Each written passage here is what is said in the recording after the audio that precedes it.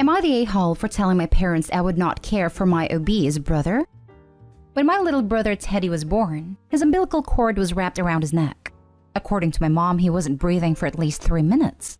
Since then, my parents often used that as an excuse for Teddy's behavior. My childhood became a living hell with Teddy.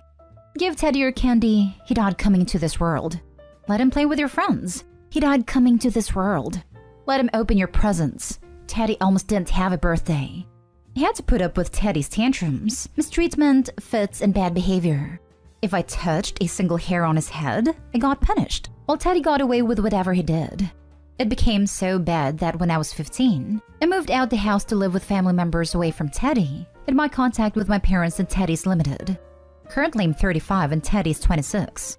When he was 18, he decided he wanted to be a competitive eater, which turned into just eating. And now Teddy weighs almost 600 pounds. Because of his weight, he can't hold a job and lives with our parents, who still cater to him and pay for everything. Since Teddy requires round-the-clock care, my parents hardly leave the house. They weren't present at my wedding, only see the grandkids if I bring them around, and all family events like dinners have to be held at their house because it's hard to move Teddy. A few days ago, Teddy suffered a bad fall that put him in the hospital. My husband and I at least came to see him. My parents complained that the hospital wasn't feeding him enough, didn't have a wheelchair big enough for him, and naturally they didn't want to hear anything about his weight. It would be easier to turn water into gold. To make a long story short, my parents pulled my husband and I aside and asked large amounts of money for Teddy's care. They said that they didn't have money to keep caring for him, and were having to dip into their retirement funds. They even suggested that once Teddy's cleared to go home, he moved in with us because my husband and I are well off with a bigger house, and so we can get a break because we have to care for him all year round while you just visit. I said no. My husband told them hell no. We both work full-time, and our kids are enrolled in sports and dance. We made it clear that Teddy would not be moving in with us, nor we would be moving our schedule around to deal with him, or giving them the money even though we could afford it. But he is your brother. You almost didn't have a brother. We left the hospital. My mom later called me, berating me for abandoning the family and Teddy, and demanding money. I told her I would not care for Teddy under any circumstances. Even if something happened to her and my dad, I would not care for my brother. It is her problem, not mine. My mom cursed me out over the phone and hung up. I do feel a little bad because Teddy's my brother, but it made my life hell, and my parents refused to take any responsibility for his behavior. Am I the a-hole? Now for the top comments. Not the a-hole. He can't hold a job and lives with our parents who still cater to him and pay for everything.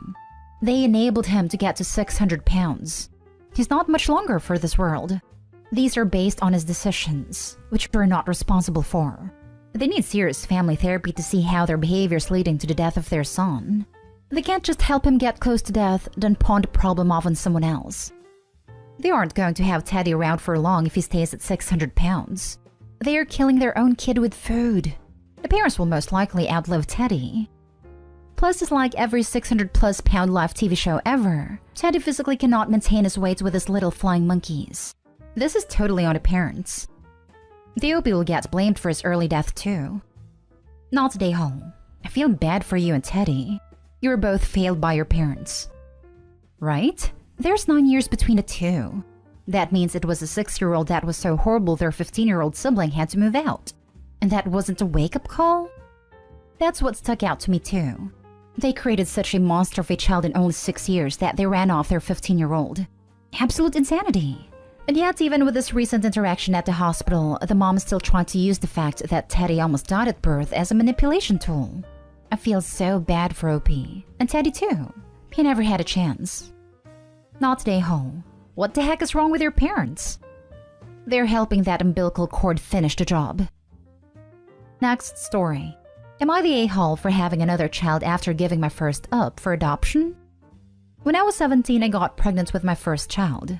I was in a very unstable, toxic environment. Was to be a single mother. I had no family support. I was told to get an abortion by close members, but I didn't. I thought I could handle being a mom. I was wrong. I struggled hard with everything from work to childcare to bonding, and it felt like I was causing my baby to suffer along with me. I had PPD, the severe anger portion, and didn't know it. I was drowning and failing at every turn I took. So when my baby was 3 months, I decided to let her dad's aunt and uncle legally adopt her. They've never shut me out, but I was beyond guilty and disgusted with myself that I have minimal interaction with my baby. I felt she was better off without me. Fast forward 10 years. By some miracle, I have found the love of my life, and we're doing well. We've discussed my baby and the effects it had on me over the years. He's always wanted a kid, but I've been hesitant because I vividly remember failing so miserably. He's assured me everything will be fine. Still, it scares me, so I've stayed on birth control, and sometimes as extra precaution, we'll use rubbers. A couple of months ago, I missed my period. Didn't think much of it, but took a test anyway. I usually do I feel anything is off. Lo and behold, I'm pregnant. My husband is ecstatic while I'm freaking out. He tells me my circumstances are different, that I've grown as a person, so things would be okay if I had another child. When we told our families, his side was happy, but mine freaked out. They told me I was already a horrible mom. Why on earth would I have another kid to be horrible too? That I would do nothing but cause pain and eventually give this one up too. I feel terrible about having another kid because I'm terrified it'll be the same and I'll fold again. Plus, how am I gonna explain to this kid they have a sibling mommy couldn't take care of? I don't know what to do. Am I the a-hole for having this kid? Not the a-hole. Who you were as a single mom at 17 is not who you are at 27 with a partner. Don't let your family, who didn't support you at 17, drag you down. Being a parent is overwhelming, but you are different. That said, don't let your husband talk you into a kid you don't want. If you want a kid, now and with him, go for it. Not the a-hole, but your family, all of them saying anything, are. You're a teenager, having a child, alone with PPD. I was mid-20s, married with an awesome support system, and barely made it through because of PPD. My husband and his family got me through, along with therapy. You didn't fail as a mother, you didn't fail your first child. You did what you have to do to save your own life and your child's. You saved both of you. Not to cause a freak out, but ever hear those horrible news stories where mom drives her and kids off the bridge in a family minivan? PPD. While it's not always that serious, it easily can be. 1. Relax. Take a deep breath. Steady yourself and make a plan now. 2. Your family has got to go. If they didn't support you then, they're not supporting you now. No contact, at minimum for the duration of pregnancy and a good chunk, if not all, of baby's first year. That will be the hardest for you. You do not need any outside negativity at this time, not one little bit. The time right now is for you to focus on you and your child only. 3. Treatment and therapy is necessary. You've already had PPD. Don't wait for it to happen again. Start now. Take it very seriously. It will help immensely. For your husband and his family, lean on them and lean on them hard. They're there for you, so use that to your advantage. You are not alone. You have them. Talk with your husband, let him know about the PPD then, how serious it can become, and let him know you're afraid and in need of help. Possibly set up something with his family with alternating weeks between people to assist when you become later term and for a while after the baby is born. PPD can last a long time, 3 to 24 months after the baby is born. Even if it's just lunch dates with someone, anything with help. All the positive support you can get, suck that up. 5. Your first child. How do I explain to this kid they have a sibling mommy couldn't take care of? Easily tell the truth, age appropriate of course. There is zero reason your first child should be kept a secret. You don't need to take out an advertisement or anything about it. But if asked when they're young, just say, "Mommy was too young. I didn't know daddy then and was unable to care for a baby by myself then." If they do not ask, do not tell them. Let them know they have a half-sibling, and let them know why. It could also be a great opening for a talk with a teen. Teenage pregnancy is so very hard to go through. Mommy was not able to. I learned the hard way to use protection always. 6. You got this. Edit 1. I want to humbly, I can't express just how humbly, and sincerely thank everyone for their advice. I'm in tears reading these responses because other than my husband, who is the sweetest, most supportive person I've ever met, I've never had anyone tell me it wasn't wrong to go to the adoption route. I will be turning to therapy to try to help with these feelings and doubts. I will also be cutting off my family. They've contributed to a lot of my issues in life, and I will not allow that energy around this new baby. Next story. Am I the a-hole for not calling out my son for treating my daughter badly? I have 2 kids, a son Ben, 44, and a daughter Emma, 42, female. Their father and I divorced when they were young. He wasn't a good husband, but he isn't a bad man. He is wealthy. He didn't bond with Emma, but he favored Ben, and it became overt as they grew up. Ben was easier than Emma and did well in school and sports.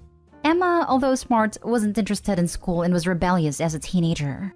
Their father spoiled Ben, and if I'm honest, he wasn't nice to Emma. If this upset her, she would cry, feeling unfairly treated. I felt bad, but I couldn't do anything about it, so I felt it better to pretend it wasn't happening and hope it got better. It didn't. He wanted nothing to do with her, although there wasn't a reason why. Emma struggled to cope with this, and I think expected me to stand up for her. But I hate confrontation, and her father never listens to me anyway. I preferred not to discuss it with Emma and focus on other things. But she said I didn't allow her to be upset and didn't validate her. I didn't want to potentially cause a bigger rift and cause Ben to side with his father. Ben, on the other hand, was lavished with anything he wanted. Money, cars. He was expected to be successful like his father. As adults, the relationship between Ben and Emma fizzled out, which was sad because I couldn't do anything about it. Despite being given a large amount of wealth and more opportunities than most, Ben hasn't become successful, and he's quite resentful about it. His father stopped giving him money a few years ago, and he partially blames me because I told his father that he had given him too much.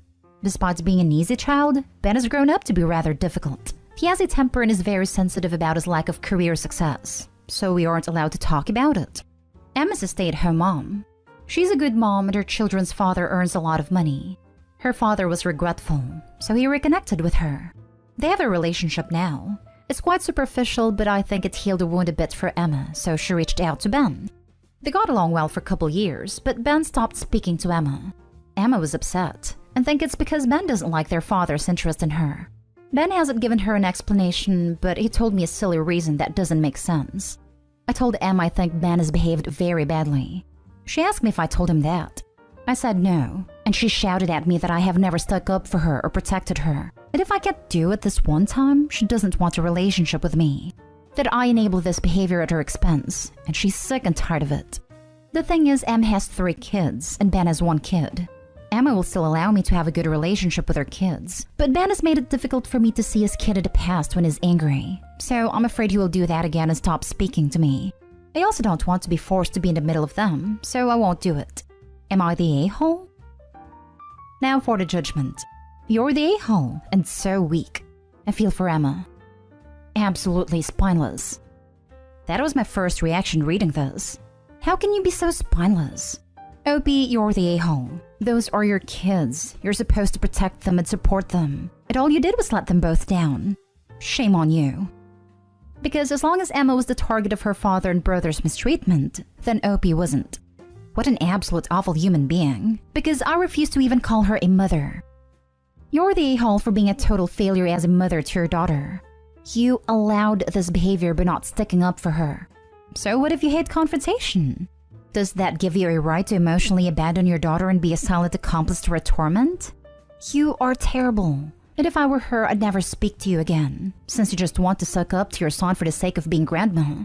I hope Emma cuts you all out of her life. You've all failed her. Exactly this. You're the a-hole OP, and you have failed both of your children for your own comfort. Pretty soon, both of them will go no contact with you, and you won't have to worry about any of it. I felt bad but couldn't do anything about it, so I thought it'd be better to pretend nothing was happening. You failed your kids. You failed them by letting them be treated so wrongly. Parents like you why adult kids go no contact. Shame on you. Yes, that makes no sense.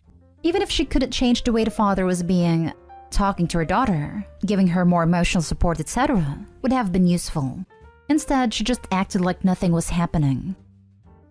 Now for the last story. Am I the a-hole for saying that someone old enough for social media is old enough to know Santa does not exist?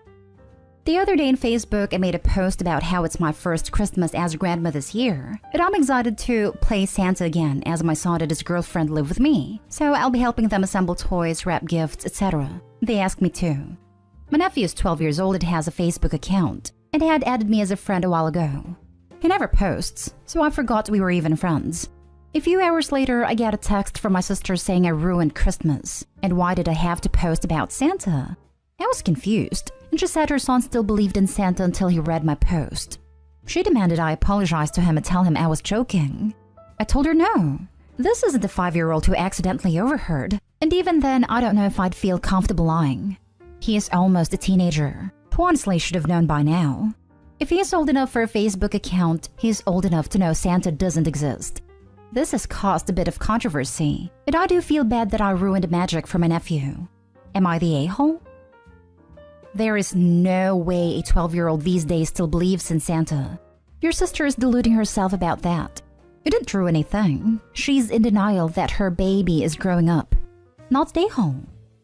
Homeschooled, maybe? It's not hard at all to believe a kid with an overprotective mother wouldn't know about Santa. My kids are 8 and 10, and are homeschooled and know Santa's not real. I have friends with school children who believe at 12. These are parents who let them watch what I frankly feel is inappropriate things, and they still believed. However, if your child is on social media and shouldn't be till 13, then you need to be prepared for adult things. Not the a-hole, OP. Not the a-hole, and yes, if she's still protecting his belief that Santa's real, he's clearly not mature enough to have an online social media profile. No, Mom is clearly not mature enough, being angry that her 12-year-old son found out about Santa. It's not the kid's fault that he has a dumb, overprotective mother. It's nice when preteens maintain some innocence, but if he is on the internet and social media, then how have they kept it from him for so long? I feel like they've used Santa to keep him in line and as a discipline tactic. Also, I think Santa is toxic AF, and I'm still not sure my young children are going to be brought up on him. I know what you mean about toxic. We do care to never refer to naughty/nice, hold presents hostage or base gifts on behavior.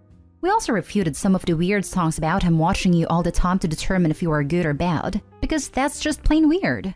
I think you can keep the tradition and the fun without weaponizing it.